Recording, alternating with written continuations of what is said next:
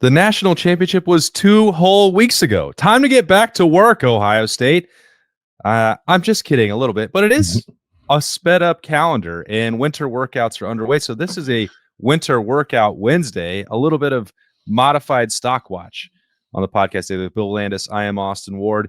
We do this every year, and usually we do it in the middle of January, Bill. It's like picking some guys who need to, don't need to, want to, should, could, would maximize this time in mat drills and in conditioning with Mickey Marotti and the strength program to get themselves in better position to capitalize on spring ball, which is a little over a month away. So when I put that to you, who are some of the first Buckeyes that you think of that need or can capitalize on the next 5 or 6 weeks?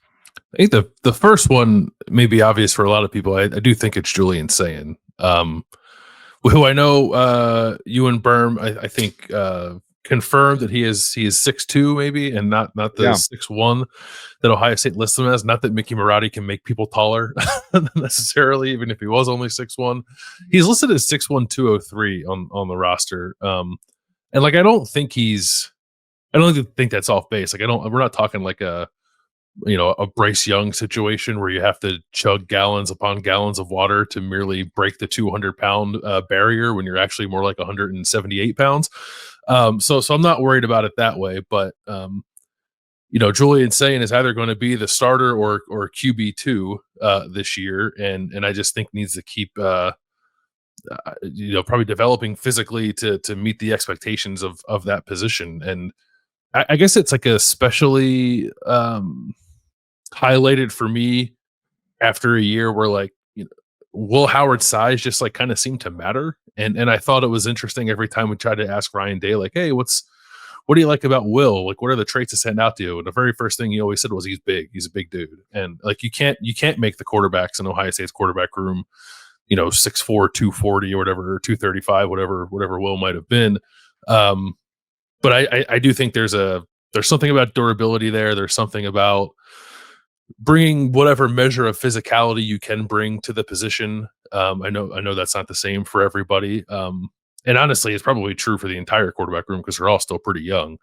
And one of them's a true freshman. So it's not just Julian, but if we're going to at least, entertain the idea that he could be the starting quarterback next year, I think that he's a guy that has to probably have a pretty big off season, not just with the playbook and obviously command of the offense, but making some physical strides as well.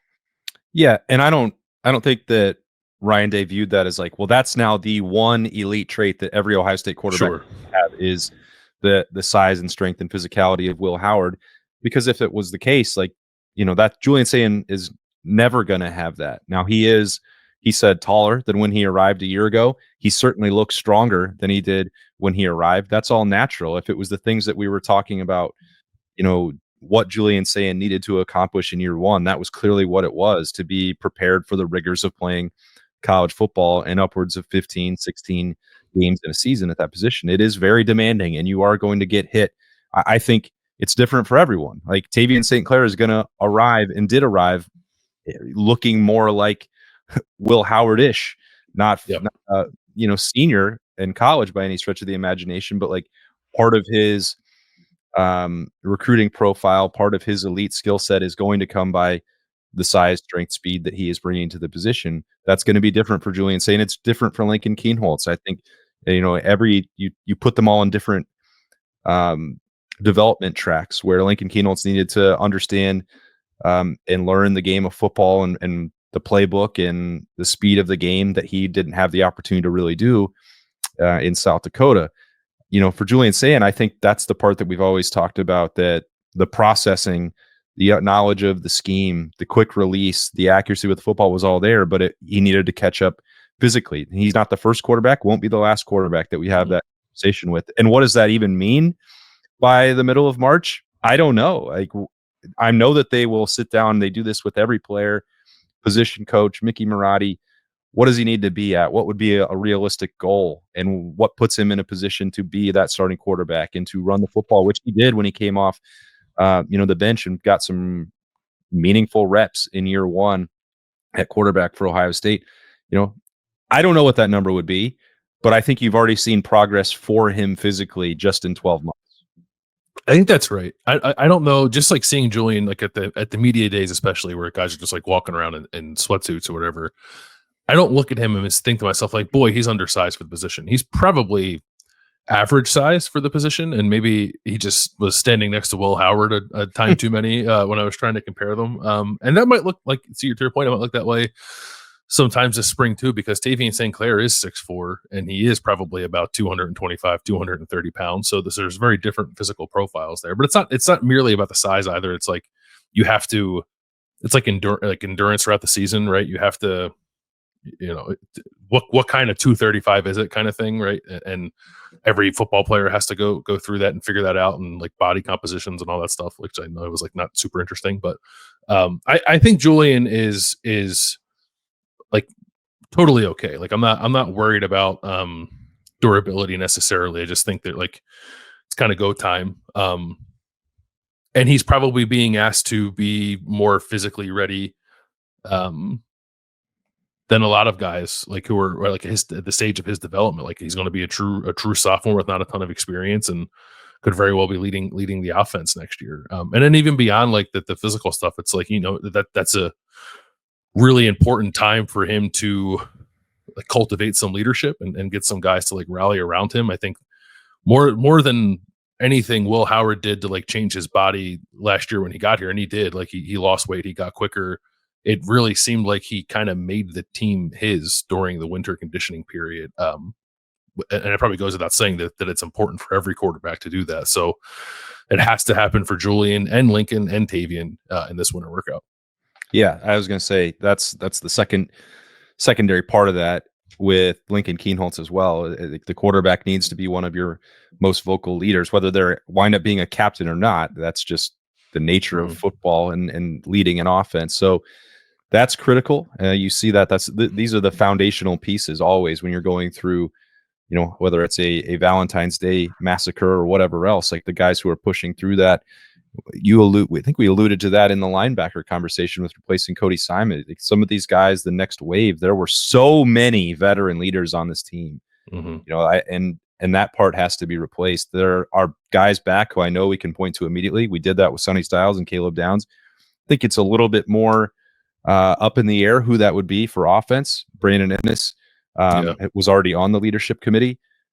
You have Jeremiah Smith, you have Carnell Tate back. I think those are lead by example guys more than vocal leaders, but I'm not trying to name like 50 people, but if we're talking just about the leadership component, we're gonna have a pretty good idea by the time they report in March who those guys already are gonna be.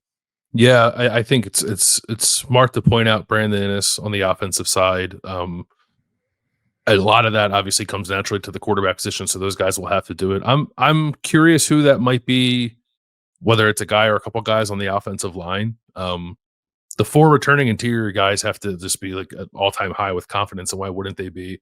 So I'm eager to see maybe how that translates from a leadership perspective. Carson Hinsman seems like pretty comfortable in his own skin now that he's gone through a lot in his career, and I think come out like a stronger person and player because of that. Certainly Luke Montgomery, I think, has that kind of personality if you wanted to express that a little more. I don't like Austin Saravel's kind of quiet, in my opinion, so maybe not quite him. Tiger Shabola, the same, like big physical presence, but maybe a little bit like softer spoken. So and then those transfer tackles, I don't know what to expect, but I think they need someone to like fill the shoes that Donovan Jackson and Josh Fryer and Seth McLaughlin for the time that he was here, like filled quite well and played really important roles on this team beyond what they were able to do on the field. And someone in that offensive line room, I think, has to start picking up that mantle now. And then if I think about like the more, just physical development side of it, I don't. I've actually like just looking at Ian Moore. It's like, okay, he kind of looks like he's ready to go, but they really need a third tackle. Mm-hmm. I kind of think they need to go at somebody just like to have a body of tackle, because I think they only have 5 at the moment. But they have 2 that I feel really good about in the 2 transfers they got, and a third in Ian Moore, who I do think is on the right path. But this just feels like a pretty important offseason for him, which I guess would be his second bout of winter workouts at Ohio State to really take a step forward, because they're going to need him at the very least for depth purposes. But it would be a tremendous thing if he could actually make the tackle competition pretty heated throughout the spring and summer. Yeah, no, that's a great point. And I wasn't even sure how to narrow it down exactly on the offensive line, because I think there are a lot of guys that fit in that same boat, because Austin Saraveld and Luke Montgomery both are still only heading into their third year at Ohio State. So there is still a lot of room for growth there, physically, strength. Luke Montgomery, I mentioned this to him during the postseason at some point. One of the notebooks during the media day was like, it just felt like in the middle of the season towards the end, you saw him like changing before your very eyes. And like, I don't know if it was like the youth like disappearing off of his face or what, but like just the strength that he was showing, and like some, change from babyish fat to muscle was like happening in real time. And now you have another period where this is when that's supposed to happen. You're not supposed to notice that in the middle of games, in the middle of the season. But I felt like I was, and Luke kind of agreed with that, to some extent. I don't know that anyone's paying that close of attention when they're going through the season and just trying to get on the field and survive week to week. But, this is that time when you're actually measuring some of those gains and that growth in the weight room. And I'm pretty excited to see what that means for someone like Luke Montgomery, because the athleticism is undeniable. And then if you add more, size, strength, speed, physicality, whatever on top of that, it's now that you have the baseline of experience and getting on the field, what that looks like it's got to be pretty exciting. I would think so. And it's probably tremendously helpful for him to have a little more clarity on the position too, right? Like, because if you're gonna train as a center or a guard, I would imagine, I mean, I guess I shouldn't say it definitively because I'm not an expert on it, I don't know, but I would imagine you would train it a little differently than if you were going to try to be a tackle, right? You'd be more concerned about your foot speed and probably your weight and that kind of stuff. But it's like, if you're going to be an interior lineman, you don't go eat 50 cheeseburgers and make yourself 400 pounds. But I think you can focus a little more on like, your ability to anchor better, which I've said a couple of times for Luke was better this season than I thought it would be. But I think is an area where he can continue to improve. He's one who like, I don't even know how to describe it. If you were like, a guy who's got like a pretty good sort of baseline body of work, but like may come out on like the other side of winter workouts and spring ball, just like on a rocket ship to being something far better than he was last season, even though that was pretty good. Mm-hmm. I might put him pretty high up on that list, Luke Montgomery. Yeah, no, I think that's right. Defensively, I just started with Jalen McClain. It was like, I don't know why, because it's not like he, I don't think lack of, I don't think he needed a year to actually acclimate physically to the next level. It looked like he was pretty close to doing that already for Ohio State. So it wasn't like a transitional year in the weight room or do this, that to remake your body. I felt like he was pretty close to that already. The issue was that Lathan Ransom, Jordan Hancock, and Caleb Downs played safety for Ohio State, and there wasn't a need for him to take that next step. But, if you're already beginning from a pretty good space, which I think that Jalen McClain is, and then you have the taste of experience that he got, then you go through winter conditioning, then you go into spring ball where like you have to replace Lathan Ransom and Jordan Hancock, and somebody's got to do it. And I'm not saying that Jalen McClain definitely must. It would be great for Ohio State if he did, but you also have Malik Hartford in there in that competition. Either one, you could, I guess, flip a coin on those two. It seems to me like maybe the ceiling is potentially higher with Jalen McClain, and maybe we would have a better idea what that looks like by the middle of March based on how these workouts go. Yeah, I would say it's probably pretty important for both guys. I have viewed Malik Hartford as like a little skinny. He's listed as 194 now, but I think maybe the first spring he was here, he was like 180, right? So yeah. and he's done some nice work to change his body. He may need more time, and I think that's okay. Like that happens with players. Like you have a ton of talent and athleticism, but like physics matter. You got to be big to play football, and sometimes it takes guys a couple of years to exactly get to that point. So maybe Malik Hartford is on that path, or maybe he'll come out of this winter workout like absolutely ready to roll, and that would be great for Ohio State. It's a fairly rugged position, safety, especially the way that Ohio State's guys tend to play it, which oftentimes functions more like a in the box kind of linebacker. So you got to build up the ability to endure some wear and tear there. And I think like Caleb Downs, who is a professional approach to everything he does, handles that very well. Lathan Ransom worked miracles to get his body able to play as much as he did. But now these younger guys have to follow suit at that position for sure. I'll never understand, and I don't know if people appreciate enough everything that Lathan Ransom went through, not just like the injuries, although a big part of it, I would say to you all the time, especially when he got, dinged up in October, early November. I don't forget exactly which game it was, but I know he missed one. It was like, maybe he's going to be out for a month.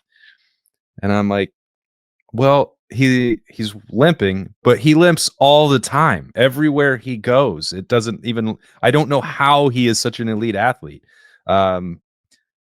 That's remarkable, and a credit to him. We'll see what that means for as he gets ready for pro day and the combine and all that. But somebody has to fill that void, and that was Lathan played his absolute best football in that postseason run, and I think the value and the appreciation for that definitely increased over that span.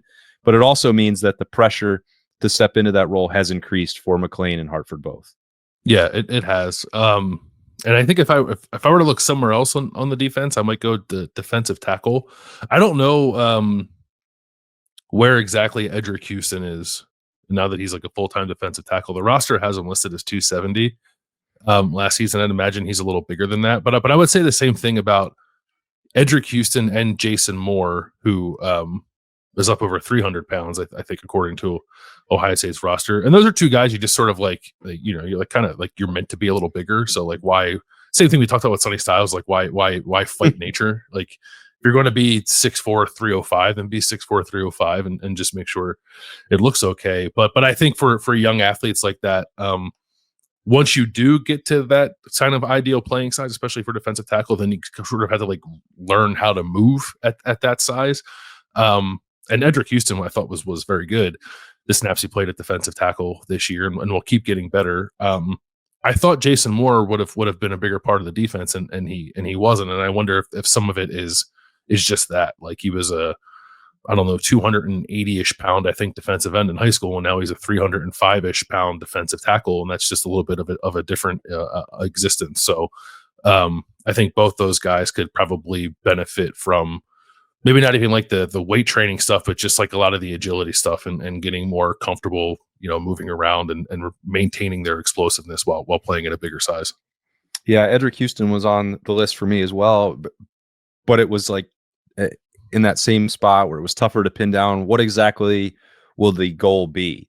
And some of this may well tie into what the future of the scheme looks like and what you're going to ask him to do. And I don't know the answer. And I assume that Ohio State has come up with a plan, and but some of this is going to be related to Larry Johnson and what they do with 3 down, 4 down, different where he fits moving forward. Because I think he was really enamored. He mentioned, before the Rose Bowl, I guess, that was like he had seen clips of Draymond Jones, and it was like, okay, this is what that 3 technique role could become. Well, I mean, Draymond didn't ever get to like 310, 305. So is he already at a good weight? Does it need to be more? What's the long-term projection? What does junior year Edric Houston look like? And what does he need to do now to prepare himself for that? I don't know the answer, but I think I don't know if, or me, if you're looking ahead, it's you forget that he's only had 12 months or less than 12 months at this point with being in a college football program and being at Ohio State, and what they can do to transform him physically. Like there's going to be big changes coming for him. What the actual goal is, I don't know, but he's going to be a much more, he's going to be stronger. He's going to be faster. He's going to be more athletic than he already was. And, you can shape that mold of clay and make it pretty dangerous. I'm curious what they decide to do with it. I think I was looking at the last roster that Draymond was on, they had him listed as 286. So I do think that's actually a pretty good comparison for Edric Houston. I think that's the idea of moving him there, and all of it's exciting. It's like you said, like it's a little hard maybe to pinpoint exactly what that'll look like, but I think the end result is going to be one heck of a football player going into a sophomore year for Edric Houston. And if I had to pick like the counterpart on the defensive side, the guy who might have a chance to be like the biggest mover of this offseason on defense, I might go with Edric, because it's easy to pick a 5-star guy going into a second year, but now combine that with maybe him moving earlier to a perhaps more natural position than maybe guys have in the past, I just think can unlock a lot for him pretty quickly. Yeah.